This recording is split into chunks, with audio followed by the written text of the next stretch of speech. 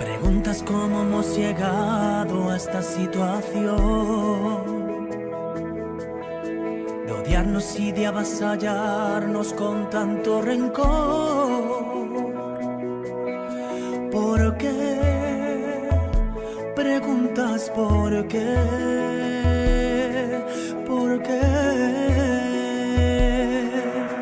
Incrédulos ante el abismo que nos parte en dos. Afanas toda la indulgencia, nunca das un yo. ¿Por qué insistes? ¿Por qué? ¿Por qué?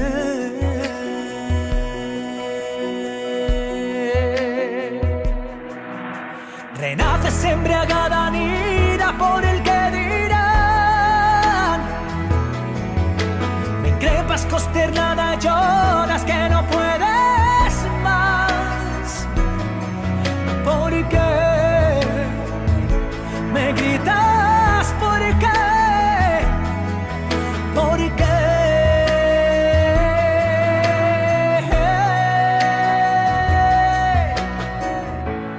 Y me empiezo a preguntar si la respuesta te valdrá.